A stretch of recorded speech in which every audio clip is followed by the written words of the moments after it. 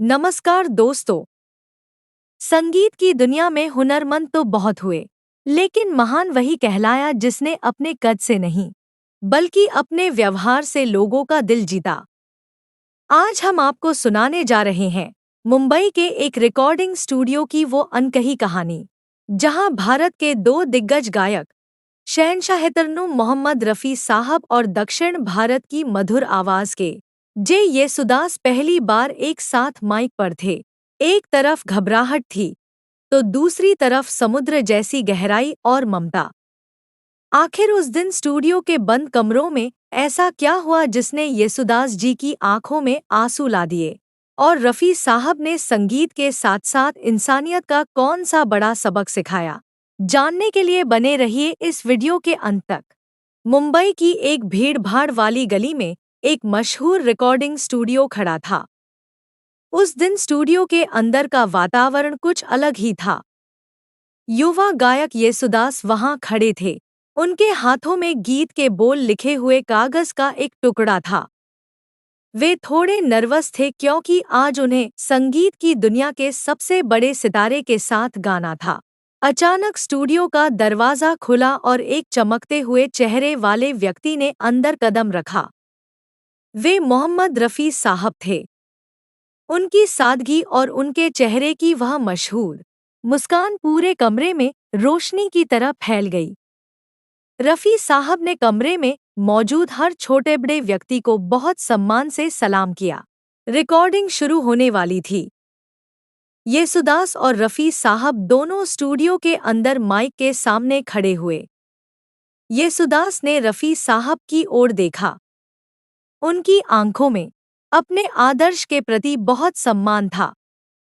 रफ़ी साहब ने येसुदास की घबराहट को भांप लिया और उन्होंने बहुत प्यार से उन्हें अपनी ओर देखने का इशारा किया।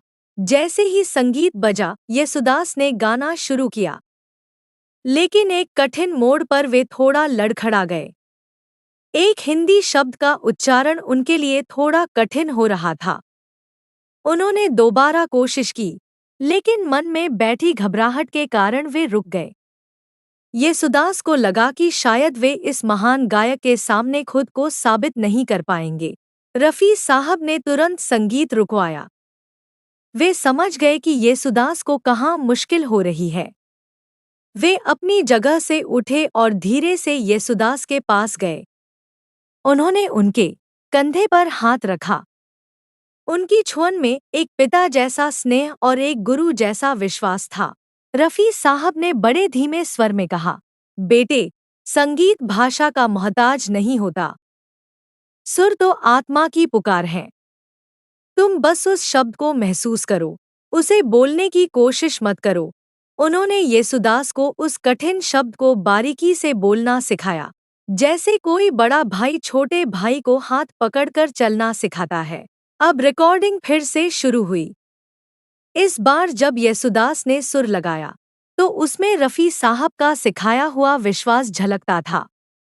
दोनों की आवाज़ें हवा में ऐसे घुल गई जैसे दो नदियां समुद्र में मिल रही हों। येसुदास का डर गायब हो चुका था और वे पूरी तरह से संगीत में डूब चुके थे। रिकॉर्डिंग खत्म हुई तो पूरा स्टूडियो तालियों की गड़गड़ाहट से गूंज उठा। रफ़ी साहब बहुत खुश थे। उन्होंने अपनी जगह से उठकर येसुदास की पीठ थपथपाई। उन्होंने कहा, आज तुमने साबित कर दिया कि हुनर किसी सरहद या भाषा को नहीं मानता। रफ़ी साहब की आंखों में एक सच्चे कलाकार की चमक थी। येसुदास की आंखों में खुशी के आंसू थे। उन्होंने झुककर रफ़ी साहब के पैर छू लिए। उनके लिए यह केवल एक रिकॉर्डिंग नहीं थी, बल्कि जीवन का एक सबसे बड़ा सबक था। उन्होंने सीखा कि महानता ऊंचे सुर लगाने में नहीं, बल्कि दूसरे को ऊपर उठाने में होती है। जब दोनों स्टूडियो से बाहर निकले, तो वे दो गायक नहीं, बल्कि दो दोस्त लग रहे थे। मुंबई की वह शाम इतिहास में दर्ज हो गई। दो महान कलाकारों के उस मिलन ने सबको सिखाया कि संगीत का असली मकसद दिलों को जोड़ना है, न कि प्रतियोगिता करना।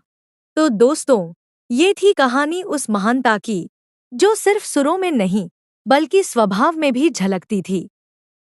रफ़ी साहब ने उस दिन ये साबित कर दिया कि एक कलाकार बड़ा अपनी गायकी से होता है, लेकिन महान वो तब बनता है जब वो अपने जूनियर या किसी उभरते कलाकार का हाथ पकड़कर उसे आगे बढ़ाना सिखाता है। संगीत का असली मकसद दिलों को जोड़ना है, न कि एक दूसरे से आगे निकलना। आपको रफ़ी साहब और येसुदास जी का यह किस्सा कैसा लगा? हमें कमेंट बॉक्स में ज़रूर बताएं। अगर आपको यह वीडियो पसंद आया हो, तो इसे लाइक करें, अपनों के साथ शेयर करें और ऐसी ही संगीत की सुनहरी यादों के लिए हमारे चैनल को सब्सक्राइब करना न भूलें।